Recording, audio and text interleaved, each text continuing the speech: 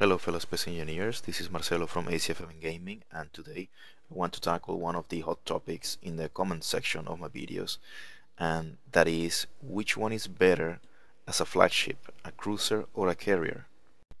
To talk about this, I'm going to use mainly these two examples, which are our own designs, the Rhea class carrier and the Ares class cruiser, and we're going to move from an ideal perspective into a more realistic one when it comes to how the game performs. So in theory, let's say the ideal choice or the obvious answer to the question which one is better as a flagship would be the carrier, mainly because that's how modern navies perform, and it makes sense from the point of view that the firepower that a fighter wing can project on any given battlefield cannot be matched by a single ship or even a combination of ships. And from the utility perspective, there's no comparison also with the amount of options that a carrier can give you. For example, I'm gonna close in here and show you the main hangar bay of this Rhea class carrier. It is designed to carry medium small grid dropships, medium to large small grid dropships in the center. It has 6 dedicated fighter bays. These ones are served specifically by these production bays that can manufacture player-made weapons to be loaded into the fighters by a small projector drone or a small loader drone. And also we have a flight deck on the top that can be used to quickly top off, reload, refuel fighters that land on them. And at the bottom we have this huge, call it the well deck, kind of like resembling, well, not physically but in usage, the way that an LPD works. You have a landing craft docked here, in this case an amphibious landing craft, and the land vehicles are loaded into it, and this one is designed to carry one of the Atlas LCUs. It can carry 4 APCs or 4 tanks, land LAVs, and 4 more here. So in theory you can make 2 trips to a planet and deliver 8 land vehicles.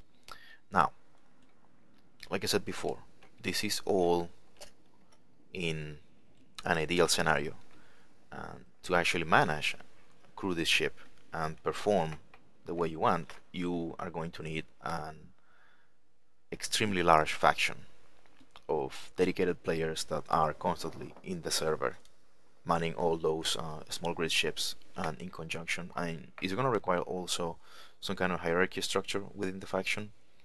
So let's say it's not for every faction. Now, in addition to that, you're going to require the escorts, which are, I would say, at least 3 to 4 frigates, maybe even more if some of those frigates are going to be on the defensive role and some of them are going to be on the offensive role, supporting the fighters that you can launch from this carrier.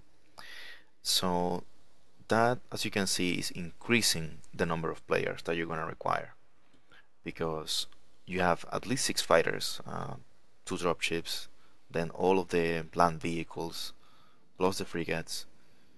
We're talking a high number of players that not many servers can actually handle, and also, you know, the amount of organization, you know, your average player is not going to be able to be there like all the time. You know, people have what we call real lives. So this carrier that is actually designed as a smaller carrier in real life, and a landing platform dock, an LPD or an amphibious assault ship, in space engineers could be called even a super carrier, just by the sheer amount of people that is designed to host. Now, let's get it out of the way and say that this is, at the current state of the game, is not a viable option, just by the amount of people that it requires. There are other reasons that are at this point, you know, putting pressure against the concept of the carrier in a PvP server, but the main one that we're gonna find, and the first that I want to mention, is the player count. So let's get rid of this, and moving on to a really good point, which is light escort carriers or frigate-sized carriers, and this is the Duquesa, the Mark II. This is from the workshop, and it's a perfect example of such a utility ship. As you can see here, it has more than enough cargo capacity, depending on the settings that you have your server. If you have at least 3x inventory, these 2 cargo containers are going to be a lot, maybe even enough to repair and rearm the 8 small ships or drones that you're going to have docked here. It has refineries, the radio antenna, the basic stuff, and this can run away. It's fairly light.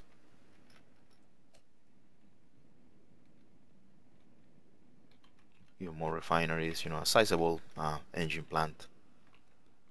So it's ideal for that task. I mean, it has all the utilities of a bigger carrier, and it's cheaper and it's faster, and it can actually keep up with the frigates escorting it. Now, this kind of ship partially solves the issue with the player count. Like we showed before, 8 players. It's still a sizable number, but it's definitely more manageable.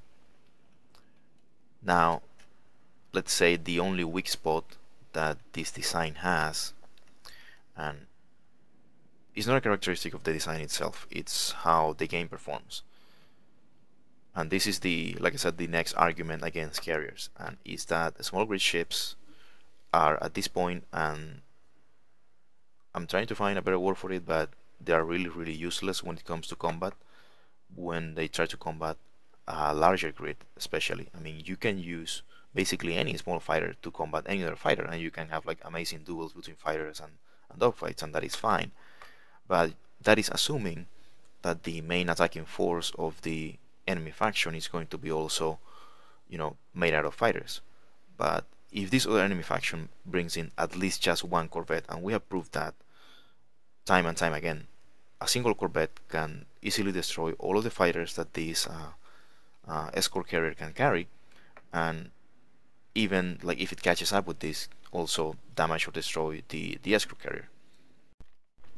An argument against that could be that, well, the escort carrier can always jump away, but basically, if that's the case, you just wasted a bunch of materials in a few fighters and you gain 0 territory control, because you have to exit the area of operations and you get nothing. So if the objective was to capture an asteroid, a resource asteroid, you just lost resources by destroying your fighters and gained nothing because you couldn't capture the asteroid, because a single corvette basically took out your entire fighter wing. Now, what about drones? And this was another one of those hot topics in the comment section. The fight between drones versus manned fighters. Now, it's an interesting topic, and I don't have a particular preference. In the previous topic, I do prefer cruisers at this point because of the the weaknesses that the carriers have, and I have to say that those are not weaknesses of the carriers themselves. Again, those are weaknesses that are, let's say, created by the status of the game at this point. So with the issue between drones and manned fighters, they are fairly even. A drone, the only advantage that a drone has over a fighter is cost, and you can actually, with a good drone design, you can reorganize those same materials that you need to build a fighter, remove the life support, and use those materials to, for example, better armor it, add more weapons. So in a pure 1v1 scenario, let's say you can design a better drone than a fighter with the same cost. But once again, there are some, let's say, core issues with the drones that I think they need to be fixed after they are a viable option for a carrier. Well, for example, ideally, what you want with drones is that they will be automated. So you could have more. You could have at least 2 people or one person in a single drone carrier that can actually deploy those drones in a defensive measure or maybe offensively using GPS coordinates, and the drones would actually do the targeting and pick off enemy manned fighters. That would be ideal and all that. So maybe that's in the future, but at this point, a drone still requires a person. So they can be cost effective, better than a fighter, but they still have the same human resource tax on them. So from that point of view, they are no better than a fighter because they do require a pilot. So they are not an alternative for a faction that has fewer players. The other, let's say, situation that the drones have to face in is the communications issue. In a vanilla game, the max range of a radio antenna is 5 kilometers. That is really, really short. And laser antennas, they lose contact all the time, and also innately they are prone to breakage because they do use line of sight. So even if they work perfect, even if they always kept the the connection as soon as there's line of sight, still there's the option of the drone rotating, and this is a 3D environment. There's no up and down, and ships, the way fights develop, combat develops in Space Engineers, is that the ships begin to describe a binary orbit, like a binary system. So each one is orbiting a point in between the two. So line of sight is going to be broken with the parent ship, no matter what.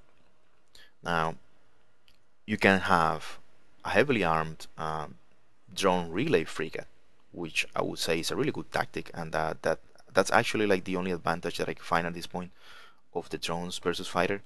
You can have the carrier way back with the pilots, and in between, acting as relay inside that 5 kilometer range, you have a heavily armed frigate that is going to both support the drones and at the same time, of course, act as a relay, so preventing your drones to become a free gift to the enemy faction that you're fighting. So in that regard, that's like the only pro that I find with the drones. Okay, now about cruisers and why I prefer them. And I mean, honestly, I don't pretend to have the last word in anything, and I'm just coming from what the game allows you to do, and some other players have voiced this before. In this point in the development of the game, Space Engineers is in kind of like a pre-Dreadnought era, combined with some World War II elements of combat, in the way that you have fighters that are not that effective, that are mostly effective as torpedo platforms, only against larger ships. So my current preference of a cruiser as a flagship is highly influenced by that. Not because, like I said, I just like cruisers.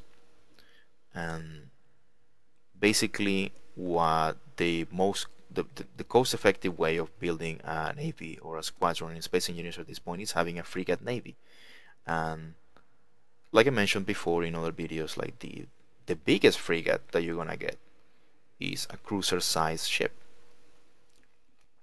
So frigates being ships, non-capitals other than carriers and battleships. And since there are no true battleships in Space Engineers, and that's another controversial point that we're gonna tackle in another video.